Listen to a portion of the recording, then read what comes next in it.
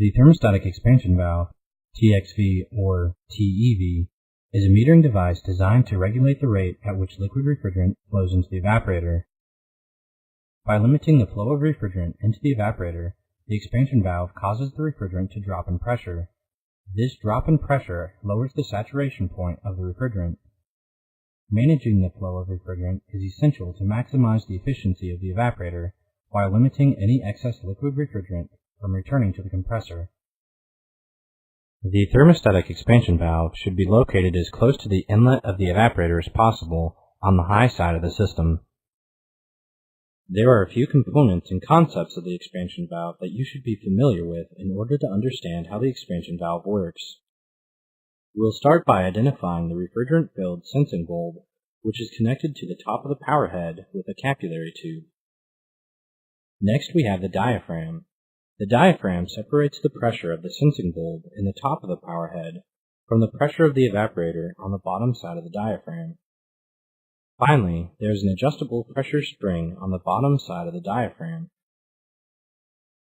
To increase the pressure of the spring, the stem should be rotated clockwise. To decrease the pressure of the spring, the stem should be rotated counterclockwise. The pressure of the sensing bulb on the top side of the diaphragm tends to push the valve to a more open position, whereas the pressure of the evaporator, or equalizing pressure, and pressure spring tend to push the valve into a more closed position. In order for the valve to feed in a normally operating system, the pressure of the sensing bulb on the top side of the diaphragm must be greater or equal to the equalizing pressure and the pressure of the spring. Let's look at how the expansion valve regulates the flow of refrigerant into the evaporator. As we've already seen, the expansion valve is equipped with a sensing bulb filled with refrigerant, which should be located at the outlet of the evaporator. This bulb is connected with a cap tube to the power head of the expansion valve.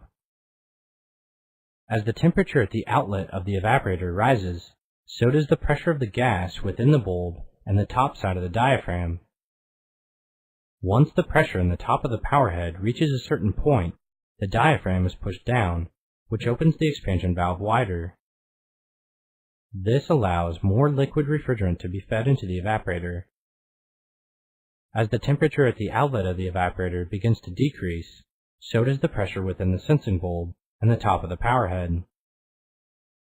When the pressure above the diaphragm in the power head decreases to a certain point, the valve retracts and the flow of refrigerant is reduced.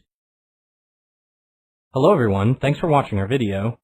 At Master a Trade, our goal is to provide the necessary tools in order for you to improve your or your students' understanding and ability of the trades. Regardless of skill level, whether you are a beginner or have been in the field for 30 years, teacher or student, we aim to deliver a wide range of content directed at every skill level. The number one priority of Master a Trade is to be sure we are providing content that you as the customer needs. This will be accomplished by listening and responding to your feedback through various means, including Facebook, Twitter, and most importantly our newsletter. We'll be launching soon, so stay tuned and have a great day.